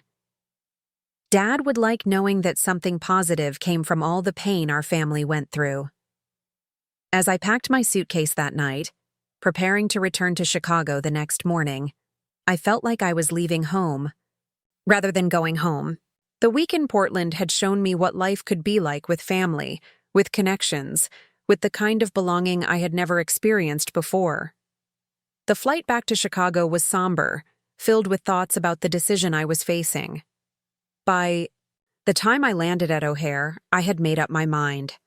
I was going to start the process of relocating to Portland, of building a life near the family I had just discovered. The first step would be returning to Portland in a month, as Elena had suggested. But this time, I would come with a different purpose. Not just to visit my sister, but to explore the possibility of making Portland my permanent home. As I unlocked the door to my Chicago apartment, the space felt smaller and emptier than it had before I left. The silence that had once felt peaceful now felt lonely. The independence I had prized now felt like isolation. I had spent 28 years building a life as an only child, believing that self-sufficiency was the highest virtue. But now I understood what I had been missing: the comfort of knowing that someone shares your history, your genes, your understanding of where you come from, the joy of being an aunt, of watching children grow who carry your family's legacy forward. The decision was made. I was going to move to Portland, to be near Elena and her family, to build relationships with the extended family I was just beginning to know. It would mean starting over in many ways, but it would also mean starting over with the foundation of family support I had never had before. For the first time in my life, I wasn't going to be alone, and that made all the difference in the world. Back in Chicago, the process of unraveling a life proved more complex than I had anticipated. What had seemed like a clear decision in Portland became tangled in the practical realities of leases and clients and the hundreds of small connections that tie a person to a place. My landlord, Mr. Kowalski, was surprisingly understanding when I explained that I needed to break my lease early due to family circumstances. "Family is everything," he said in his thick Polish accent, waving away my offer to pay the penalty fee. "You go to your sister. The apartment? It will find someone else." My clients were another matter. I had built my freelance graphic design business over 6 years, cultivating relationships with local restaurants, small businesses, and a few larger corporations. The thought of explaining to each of them that I was moving across the country felt overwhelming. "You could keep some of them," suggested my friend Jessica over dinner at our usual spot downtown. "With video calls and email, you could work with Chicago clients from Portland." "Maybe," I said, picking at my salad. "But it feels like I should make a clean break. Start fresh in Portland. Build something new there. Or maybe you're overthinking." "This," Jessica said gently. "Sarah, you found your sister 3 weeks ago. You spent 1 week with her. Don't you think you might be rushing into a major life change?" It was a fair question, one that had been nagging at me since I returned to Chicago. Was I making a rational decision based on genuine family connection? Or was I running away from the loneliness that had been my constant companion for 28 years? "I've been thinking about that," I admitted. "But Jess, I've never felt like I belonged somewhere the way I felt like I belonged in Portland. Not just with Elena, but with her whole family, her community. For the first time in my life, I wasn't the only one, you know?" Jessica nodded, understanding. She had 3 siblings and a large extended family, and she had often expressed sympathy for my only child status. "I get it," she said. "But promise me you'll give yourself time to be sure. Moving across the country is a big deal." "I promised Elena I'd come back in a month to test the waters," I said. "Maybe I'll have a clearer perspective after that visit." But even as I said it, I was already mentally planning the move. I had started researching Portland neighborhoods, looking at rental properties online, investigating the local design community. In quiet moments, I found myself imagining Sunday dinners with Elena's family, helping the boys with homework, being present for their school plays and soccer games. 2 weeks after returning from Portland, I received an unexpected phone call from Aunt Ruth in San Francisco. "Sarah, dear," she said, her voice warm but slightly hesitant. "I hope you don't mind me calling. Elena gave me your number, and I wanted to follow up on our video call." "Of course, Aunt Ruth. It's good to hear from you. I've been thinking about our conversation, about how you're considering moving to Portland to be closer to Elena. I think it's wonderful, but I also wanted to offer you another option." I settled into my couch, curious about what she might suggest. "I might. Getting older, Sarah, and this big house in San Francisco is really too much for me. I've been thinking about selling it and moving somewhere smaller. Maybe Portland, actually. Would you consider coming here for a while?" You could stay with me, get to know this side of the family, and still be close enough to visit Elena regularly. The offer was generous and unexpected. Aunt Ruth was essentially offering me a place to land while I figured out my next steps, a chance to be near family without the pressure of making a permanent commitment to Portland. That's incredibly kind of you, I said. But I don't want to impose on your life. You wouldn't be imposing, Ruth said firmly. I've been alone in this house for 5 years since your uncle passed away. Having family around would be a blessing, not a burden. Can I think about it? I asked. Of course. But Sarah, there's something else. I have boxes of photos and documents from your father's childhood, things your grandmother saved. I'd love to share them with you, help you understand where you come from. After hanging up with Aunt Ruth, I realized that my decision to move west wasn't just about Elena anymore. It was about connecting with an entire family history I had been denied, about understanding my father's life before my mother entered it, about claiming my place in a larger story. The following week, I flew back to Portland as planned. This time, I approached the visit differently. Instead of staying with Elena, I rented a small apartment for the week, wanting to experience what daily life in Portland might actually be like. Are you sure you don't want to stay with us? Elena asked when I picked up the rental car at the airport. I want to, but I think I need to try living here on my own terms, I explained. See how it feels when I'm not in vacation mode.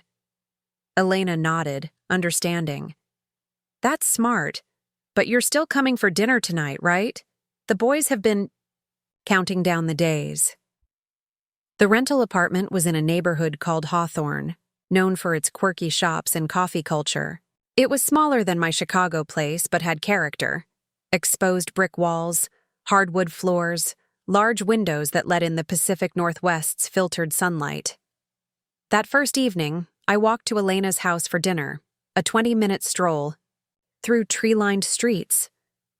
The boys greeted me at the door with the same enthusiasm they had shown 3 weeks earlier. But there was something different in their demeanor, a casual familiarity that hadn't been there before. Aunt Sarah, look what I made in art class, Daniel said, pulling me by the hand to the refrigerator where a new drawing was displayed prominently. It was a picture of stick figures under a rainbow, but when I looked closer, I realized there were 5 figures instead of the usual 4. That's you, Daniel explained, pointing to the 5th figure.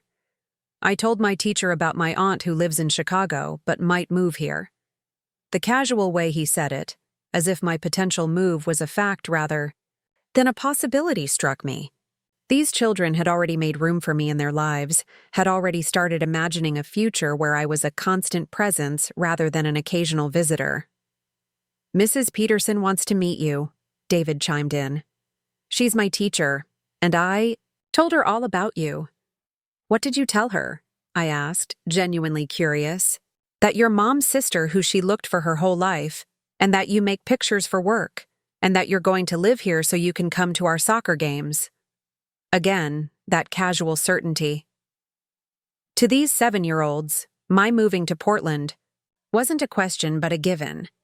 Their confidence was both touching and terrifying.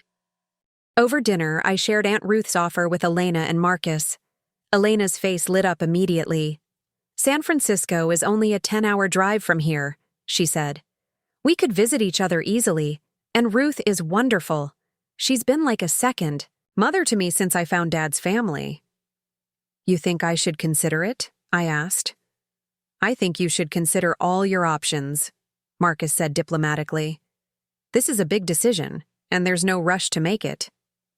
But privately, I could see the appeal of Aunt Ruth's offer.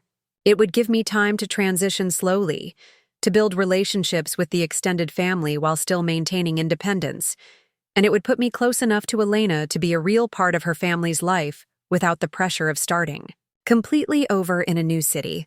The rest of the week in Portland was revelatory. I worked from the rental apartment, maintaining my Chicago client relationships while exploring what professional opportunities might exist in Portland. I visited coffee shops and art galleries, attended a networking event for local designers, and even had an informal interview with a marketing firm that was looking for freelance talent. "We're always looking for good designers," said the creative director, a woman named Samantha who had moved to Portland from New York 5 years earlier. "The creative community here is really supportive of newcomers." "What made you decide to move here?" I asked. "Family," she said simply. "My sister lives here, and I wanted to be closer to her kids. Best decision I ever made." I spent afternoons with Elena and the boys, falling into routines that felt natural and comfortable, picking them up from school, helping with homework, attending David's soccer practice. Elena had to work late one evening, and I stayed with the boys, making dinner and overseeing bath time as if I had been doing it for years. "Will you read us a story?" Daniel asked as I tucked them into their beds. "Which one would you like?" I asked, scanning their bookshelf. "The one about the family that finds each other," David said. I looked at the book he pointed to, a children's story about separated siblings who find their way back to each other. It was clearly a favorite, judging by the worn cover and dog-eared pages. As I read the story, I realized that Elena had been preparing her boys for my arrival long before I knew they existed. She had been telling them stories about family, about love that transcends distance and time, about the possibility that someday their aunt might come home. "That's like you and Mom," Daniel said sleepily as I finished the story. "Yes," I agreed. "It's exactly like me and Mom."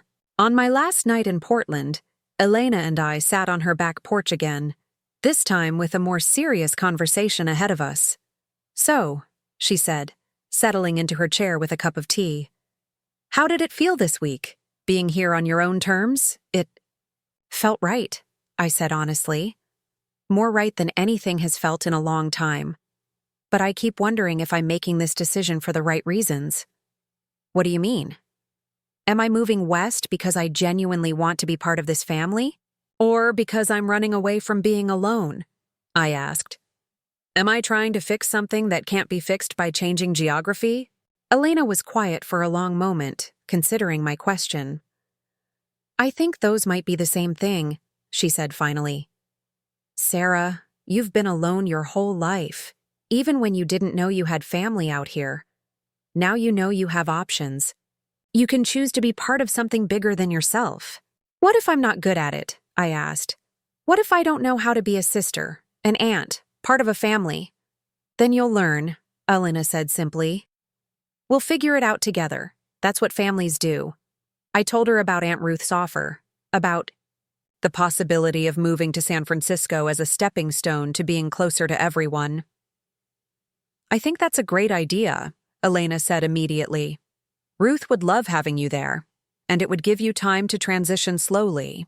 Plus, the boys and I could come visit you in San Francisco. They've never been there." "You'd be okay with that? With me not moving directly to Portland?" "Sarah, I've been waiting 25 years to have you in my life. A few more months or even years while you find your footing isn't going to make any difference. What matters is that you're choosing to be part of this family, whatever that looks like." That night, I called Aunt Ruth from my rental apartment. "I'd like to take you up on your offer," I said.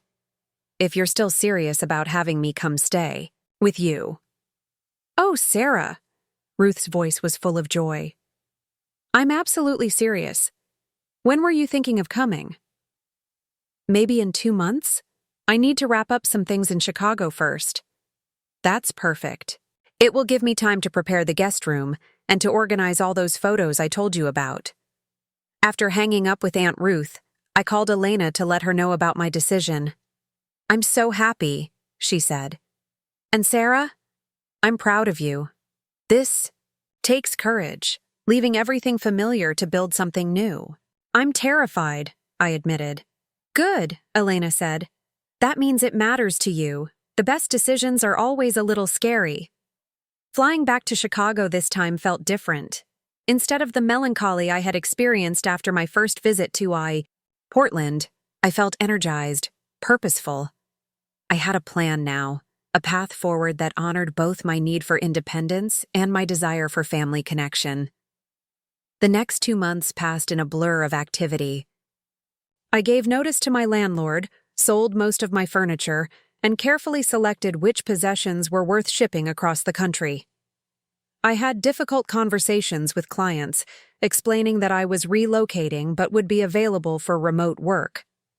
Some understood, others didn't.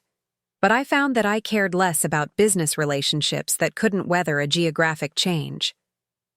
Jessica threw me a goodbye party at our favorite restaurant, inviting the small circle of friends I had cultivated over the years in Chicago. It was bittersweet, saying goodbye to people who had been my chosen family in the absence of biological family. "Promise you'll visit," Jessica said, hugging me tight. "Promise you'll come see me in San Francisco." I replied, "I'll have a guest room and you can meet all my new family." "Your new family," she repeated with a smile. I love how that sounds.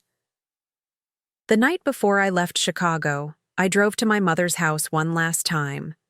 The realtor had already listed it, and there were showings scheduled for the following week. Soon, strangers would walk through the rooms where I had grown up, where my mother had kept her secrets, where the evidence of our family's complicated history had been hidden for decades. I stood in the kitchen where my mother had made countless meals, where she had helped me with homework, where she had probably read Elena's letters before hiding them away. I tried to summon anger about her choices, but found only sadness for the fear that had driven them. "I understand now," I said aloud to the empty house. "I understand why you were scared, but I'm not scared anymore. I'm going to do what you couldn't do. I'm going to choose family, even when it's complicated." The next morning, I loaded my car with the possessions I couldn't live without and started the drive west. Elena had offered to fly to Chicago to help with the move, but I had declined. This was a journey I needed to make alone, a symbolic passage from the life I had known to the one I was choosing to build. As I crossed into Iowa, then Nebraska, then Colorado, I felt the weight of my old life falling away. The flat Midwest landscape gave way to rolling hills, then mountains, then finally the Pacific coast. By the time I reached San Francisco, I felt like a different person than the one who had discovered my mother's letter 2 months earlier. Aunt Ruth was waiting on her front porch when I pulled up to her Victorian house in the Richmond district. She was smaller than I had expected, but her embrace was warm and strong. "Welcome home, Sarah," she said, and for the first time in my life, I truly felt like I was. Living with Aunt Ruth felt like stepping into a warm embrace that had been waiting for me my entire life. Her Victorian house in San Francisco's Richmond district became my sanctuary, a place where every corner held stories about the family I was finally getting to know. But it was also where I would face the most challenging discovery of this entire journey. 3 weeks into my stay, Ruth suggested we tackle what she called the archive, a converted bedroom on the 3rd floor that housed decades of family documents, photos, and memorabilia that she had been curating since the 1970s. "I've been meaning to organize all of this properly," she said, opening the door to reveal floor-to-ceiling shelves lined with banker's boxes, photo albums, and filing cabinets. "But honestly, I've been waiting for the right person to help me make sense of it all." The room smelled like old paper and lavender sachets, and dust motes danced in the afternoon sunlight streaming through the dormer windows. This wasn't just family history. It was an archaeological dig through decades of carefully preserved memories. "Where do we start?" I asked, slightly overwhelmed by the scope of the project. "With this," Ruth said, pulling a thick manila folder from one of the filing cabinets. "These are the documents from Victoria's custody case against your father. I've kept them all these years because I thought someday Elena might want to understand what really happened."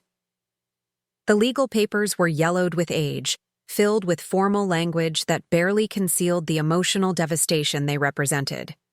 As I read through depositions and court filings, a picture emerged that was far more complex than the simple story of a father losing touch with his daughter. Victoria hadn't just taken Elena away, She had systematically worked to erase David from their daughter's life. The documents revealed a pattern of manipulation that was breathtaking in its calculated cruelty. "Look at this," I said, pointing to a psychiatric evaluation that Victoria had requested. She claimed Dad was emotionally unstable and potentially dangerous to Elena. Ruth nodded grimly. "Your father was devastated by that accusation. He voluntarily underwent psychological testing to prove he was fit to be Elena's father. But by then, Victoria had already moved to another state and changed their last name." Changed their last name? Elena wasn't always Chen? No, she was born Elena Morrison, after Victoria's maiden name. When Victoria remarried a few years later, Elena became Elena Patterson. She didn't know her real last name was Chen until she started looking for your father when she turned 18. The revelation hit me like a physical blow. Elena had spent her entire childhood and adolescence not even knowing her father's name. How had she managed to find us at all? "She hired a private investigator," Ruth explained, seeing my confusion. "Gave him what little information she had. David's first name, that he had worked as an accountant in the Bay Area, that he had remarried and had another daughter. It took the investigator 3 years to trace the connection. I found more. Documents that painted an even clearer picture of Victoria's systematic campaign against my father. Letters from Elena's school requesting information about her father for a family tree project, with Victoria's responses claiming that Elena's father was deceased and not to be discussed. Medical forms where Victoria had listed David as unknown, rather than providing his contact information. "She told Elena that her father was dead?" I asked, horrified. "For most of Elena's childhood, yes," Ruth confirmed. It was only when Elena started asking more specific questions as a teenager that Victoria admitted David was alive, but claimed he had abandoned them and wanted nothing to do with his daughter. The cruelty was systematic and complete. Victoria had not only taken Elena away from David, but she had convinced Elena that her father had rejected her. No wonder Elena's early letters to my mother had been so tentative, so apologetic. She had been trying to connect with a father she believed had never wanted her. But the most devastating discovery was yet to come. In a folder marked Personal Correspondence, I found copies of letters that David had written to Elena over the years. Letters that had been returned unopened with "Return to Sender" stamped across the front. "He never stopped trying," Ruth said quietly, watching me read through the returned letters. Every birthday, every Christmas, every major holiday, he would write to Elena at whatever address he could find, and they would always come back. The letters were heartbreaking in their consistency and hope. Year after year, my father had written to a daughter who never received his words, sharing updates about his life, expressing his love, begging for a chance to be part of Elena's world again. "My dearest Elena," read one letter from when she would have been 12. "I don't know if you remember me, but I think about you every single day. I wonder if you still love to draw like you did when you were little, if you still insist on putting ketchup on everything, if you still have that stuffed rabbit you carried everywhere." Another letter from Elena's high school graduation year. "I know you're graduating this spring, and I'm so proud of you even though I haven't been able to be part of your achievements. I've started a college fund for you, just in case you ever want to contact me. I hope you know that my door is always open, that there's nothing you could ever do that would make me stop loving you." Each letter was a time capsule of fatherly love, carefully preserved despite being rejected. My father had been documenting Elena's childhood from a distance, creating a one-sided conversation that spanned decades. "Did Elena ever know about these letters?" I asked. "Not until she found your father's family," Ruth said. "When she contacted me, I showed her copies of all of them. She broke down crying, realizing that her father had been trying to reach her all along. I found photographs too, pictures that David had taken or collected over the years, trying to piece together Elena's life from whatever fragments he could gather. School photos that he had somehow obtained, newspaper clippings from when Elena made the honor roll in high school, even a copy of her high school yearbook that he had purchased through some circuitous route. He was like a detective, Ruth explained, constantly searching for any information about Elena's life. When she started college, he managed to find out which school and what she was studying. He was so proud when she chose psychology, said, "It proved she had inherited his analytical mind." In another box, I discovered something that made me gasp audibly. It was a complete baby book for Elena, meticulously maintained by my father during the first 4 years of her life. Every milestone was documented: her first word, which had been Dada, her first steps, her first day of preschool. But what made it extraordinary was that David had continued updating it even after Elena was gone, filling in milestones based on assumptions and hopes. First day of kindergarten, probably September 1982, read one entry. I imagine she was nervous, but excited. She always loved meeting new people. Lost first tooth, estimated age 6, read another. I hope the tooth fairy was generous. I remember how she used to wiggle her baby teeth for weeks before they fell out. High school graduation, spring 1996. My beautiful daughter is grown up. I wish I could have been there to see her walk across the stage. The baby book was a masterpiece of faith and imagination, a father's attempt to remain connected to a daughter he wasn't allowed to see. Each entry was accompanied by photos he had managed to obtain, drawings Elena had made during their brief years together, pressed flowers from their walks in the park. "This is incredible," I whispered, turning through pages of carefully preserved memories. He never gave up believing he would see her again. Never, Ruth confirmed.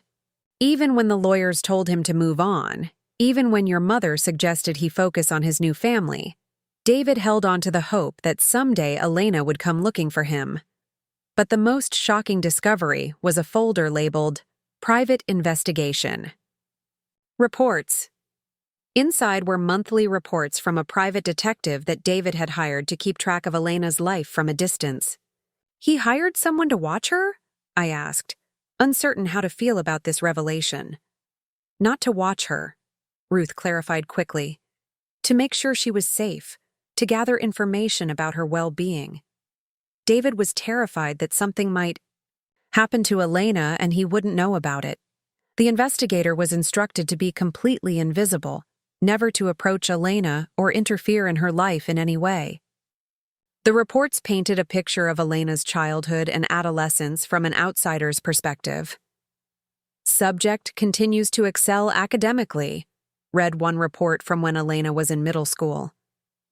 Teachers describe her as thoughtful and mature for her age, has formed close friendships with several classmates, appears well-adjusted despite family instability. Another report, from Elena's senior year of high school. Subject has been accepted to 3 universities, shows strong interest in psychology and social work. Volunteer work at local animal shelter suggests empathetic nature. No signs of behavioral problems or substance abuse. The investigator had been documenting Elena's life like a benevolent guardian angel, ensuring that her father knew she was healthy, happy, and thriving. It was invasive by some standards, but it was also an act of desperate love from a father who had been cut off from his child. When did he stop having her followed? I asked. When she turned 18 and started college, Ruth said. David felt that once she was an adult, she had the right to privacy, even from him. But by then, he knew she was strong and capable, that Victoria had raised her well despite everything. The final box Ruth showed me contained something that nearly broke my heart. It was labeled For Elena and contained gifts that David had bought for his daughter over the years, birthday presents and Christmas gifts that he had never been able to give her. There were books appropriate for different ages, jewelry for milestone birthdays, a graduation gift that had never been presented. Each item was carefully wrapped and labeled with the year it was intended to be given, creating a museum of uncelebrated occasions. 16th birthday, read one tag attached. to a delicate silver bracelet. For my beautiful daughter, who I hope knows how proud I am of the young woman she's becoming. High school graduation, read another, attached to a leather-bound journal. For Elena, who has so many stories to tell and dreams to pursue. The most recent item was dated just 3 months before my father's death. It was a small velvet box containing a pair of pearl earrings with a note that read, "For Elena on her 21st birthday. These belong to your grandmother, who loved you before she ever met you, and who would be so proud of the woman you've become." He never stopped buying her gifts, Ruth said, tears in her eyes. Every major occasion, every holiday, he would imagine what she might like, what would be appropriate for her age and interests. It was his way of staying connected to her, of being her father even when he couldn't be present in her life. As I sat surrounded by the evidence of my father's unwavering love for Elena, I realized that this room contained more than just family history. It was a testament to the power of persistent love, to a father's refusal to give up on his daughter despite legal obstacles and geographical distance. "Does Elena know about all of this?" I asked. "She knows some of it," Ruth said. "I've shown her copies of the letters and some of the photos, but I've been waiting for the right time to show her the gifts, the baby book, the investigation reports. It's a lot to process, learning that your father never stopped loving you while believing that he had abandoned you. When will you tell her?" "I think that decision should be yours and Elena's together," Ruth said. "This is your family's history. Now, both of yours. You should decide together how to handle these revelations." That evening, I called Elena from my room overlooking the San Francisco Bay. I told her about the discoveries in Ruth's archive, about the letters and gifts and the careful documentation of her life from afar. "He was having me followed?" Elena asked, and I could hear the complex emotions in her voice. "Not followed exactly," I explained. "More like watched over. He was terrified something would happen to you and he wouldn't know. The investigator never interfered or approached you. He just made sure you were safe and doing well." Elena was quiet for a long moment. "It's creepy," she said finally. "But it's also kind of touching.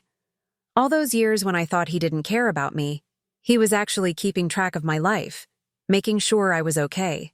There's more," I said, and told her about the gifts, the baby book, the continued documentation of milestones he had missed. Elena cried as I described the carefully wrapped presents, the imagined celebrations, the hope that had sustained our father through decades of separation. "I want to see everything," she said finally. "Can I come down to San Francisco this weekend? I want to go through all of it, to understand what Dad was thinking and feeling all those years." "Of course," I said. "Ruth has been hoping you'd want to see it all. And Sarah? Thank you for being the one to find all of this. I don't think I could have handled discovering it alone." That weekend, Elena drove down from Portland with Marcus and the boys. Ruth had prepared for their visit by organizing the most significant items in the living room, creating a chronological timeline of David's attempts to stay connected to his eldest daughter. Elena moved through the display slowly, touching each item reverently. She read every letter, examined every photo, held each unopened gift as if it were made of crystal. "He never stopped being my father," she said finally, sitting surrounded by decades of evidence of paternal love. "Even when I didn't know it, even when I thought he had forgotten about me, he was still being my dad." David and Daniel, who had been playing quietly in the corner, approached their mother with shy curiosity. "What's all this stuff, Mom?" David asked. "These are things that Grandpa David saved for me," Elena explained, her voice thick with emotion. "He loved me very much, even though we couldn't be together when I was growing up. Like Aunt Sarah loved you even though she didn't know about you?" Daniel asked with 7-year-old logic. "Exactly like that," Elena said, pulling both boys into her lap. "Sometimes love has to wait a long time to be understood." but it never stops being real. As we sat in Ruth's living room that weekend, surrounded by the evidence of our father's persistent love, I realized that we had come full circle. The letter my mother had left me had revealed the existence of my sister, but it was this room full of carefully preserved hope that revealed the true depth of our father's character. He had been neither the abandoning father that Victoria had portrayed nor the man who had simply moved on that my mother had sometimes suggested. He had been something more complex and beautiful, a father who had loved both of his daughters across time and distance, who had found ways to be present even when presence was impossible. The family that had been broken apart by fear and legal maneuvering was finally understanding the truth of its own story. And in that understanding, we were becoming whole again. 6 months after discovering my mother's letter, I stood in Elena's backyard in Portland, watching my nephews play on the swing set that Marcus had built the previous summer. The David Chen Memorial Scholarship Fund had been officially established, and today we were celebrating its first recipient, a young woman who had aged out of foster care and was starting college to study social work. Aunt Sarah, push me higher. Daniel called from the swing, his laughter carrying across the yard where extended family members had gathered for our first official family reunion. Not too high, Elena warned, but she was smiling as she said it. The transformation in her face over these past months had been remarkable. The careful sadness that had shadowed her features for 25 years had been replaced by something lighter, more complete. "Sarah, come meet your cousin Michael," Ruth called from the patio where she was holding court with photo albums, showing our newly expanded family the pictures from our father's childhood that she had been preserving for decades. Michael was one of the cousins I had met through video calls but never in person. A doctor from Sacramento who had driven up for the reunion with his wife and teenage daughter. His daughter Emma was studying graphic design and had peppered me with questions about my career throughout the afternoon. "It's amazing," Michael said, shaking my hand warmly. "All these years we've been hearing about the mysterious sister Elena was trying to find, and here you are, fitting right into the family like you've always been here." "It feels like I have always been here," I replied, and meant it. The months in San Francisco had given me time to adjust to having family, to understand the rhythms and expectations of belonging to something larger than myself. Now, splitting my time between Ruth's house and regular visits to Portland, I had found a balance that worked for everyone. Elena appeared at my elbow, carrying a plate of food. "You need to eat something," she said, falling into the easy sister role that had developed between us. "And Marcus wants to show you something." Marcus was standing near the garden, holding a manila envelope that looked familiar. "This came for you yesterday," he said, "but Elena wanted to wait until today to give it to you." The return address was from the attorney handling my mother's estate. Inside was a letter from my mother that I had never seen before, along with a small key. "My dearest Sarah," the letter began, "if you are reading this, it means that you have found Elena and that you are both building the family I should have helped you create years ago. I have one final secret to share with you, one final gift to give to both of my daughters." The letter explained that my mother had maintained a safety deposit box for 30 years, one that contained items she had saved for Elena but had never been able to give her. The key was to that box. "I kept everything," my mother's letter continued. "Every letter Elena sent that I returned unopened, every photo she included, every attempt she made to reach out to us. I told myself I was protecting you, but I was really protecting myself from having to share you with someone else. I was wrong, and I hope that what I've saved will help you both understand the love that has always existed in our family, even when we couldn't see it." Elena read the letter over my shoulder, her eyes filling with tears. "She kept everything?" "Apparently," I said, looking at the bank address on the key. "Do you want to go see what's in there?" "Together?" Elena asked. "Together." The next morning, Elena and I drove to the bank where my mother had maintained her secret safety deposit box for 3 decades. The bank manager led us to a small room where we could examine the contents privately. The box was larger than I had expected, filled with organized folders that chronicled Elena's attempts to connect with our family over the years. But these weren't just copies.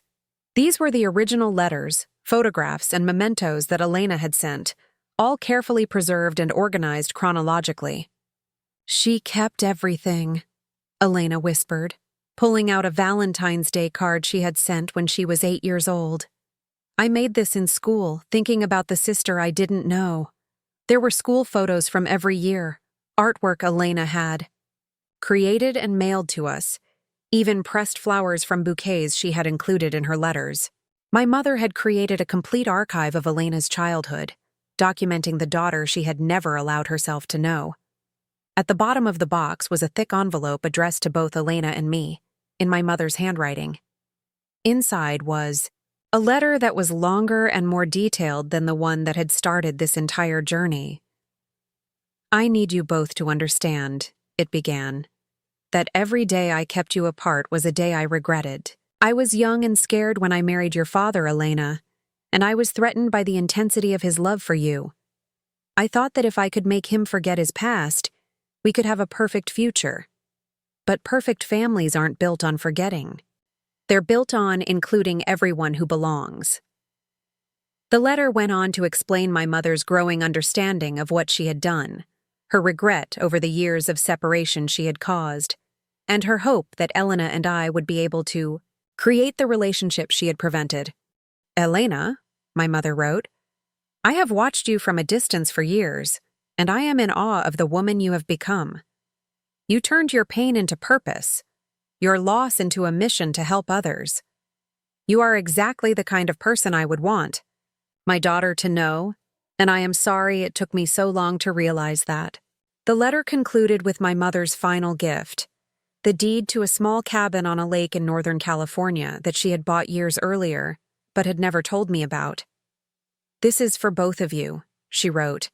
"A place where you can bring your families, where you can create the memories I prevented you from making. I hope it will be a place where our family can finally be complete." Elena and I sat in the bank's small room, surrounded by the evidence of my mother's complex love and regret, and cried together for the woman who had made such difficult choices but had ultimately found a way to bring us together. "She did love me," Elena said finally. "In her own complicated way, she was trying to protect all of us." "She did," I agreed. "And she made sure we would find each other when the time was right." A year later, I was living full-time in Portland, having moved from San Francisco to be closer to Elena and her family.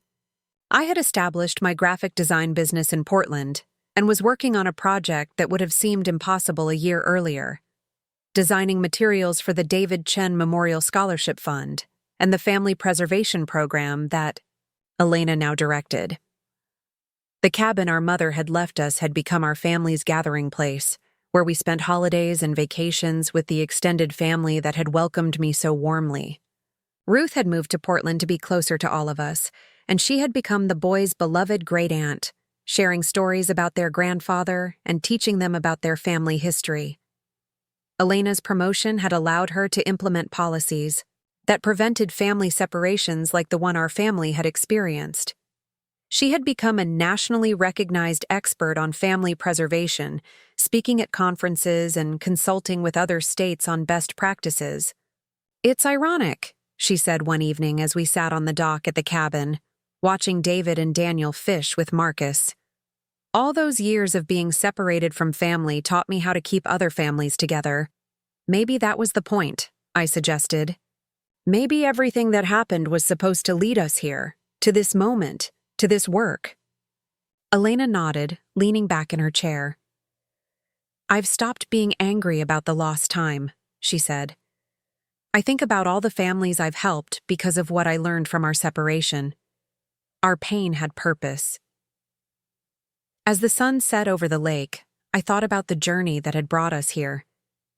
A letter from my mother had revealed a secret family, but it had also revealed something more important, that love persists across time and distance. that family is stronger than the forces that try to divide it, and that sometimes the most profound healing comes from helping others avoid the pain you've experienced. My nephews ran up from the dock, soaking wet and laughing, with Marcus close behind them. Elena stood to gather towels, already shifting into the maternal role that came so naturally to her. "Aunt Sarah," David said, tugging on my arm, "will you tell us the story again about how you and Mom found each other?" "Which part?" I asked, pulling him onto my lap. "The part where you got the letter," Daniel said, settling in beside us. "Well," I began, as I had dozens of times before, "it all started with a letter from Grandma Margaret, a letter that told me about the sister I never knew I had." As I told the story once more, I realized that it wasn't really about secrets or loss anymore. It had become a story about love that endures, about family that persists, and about the courage it takes to choose connection over isolation. The letter my mother left me had revealed a secret family, but in finding Elena, I had discovered something more valuable than secrets. I had found home. The end. Up next, you've got 2 more standout stories right on your screen. If this one hit the mark, you won't want to pass these up. Just click and check them out. And don't forget to like, subscribe, and turn on the notification bell so you don't miss any upload from us.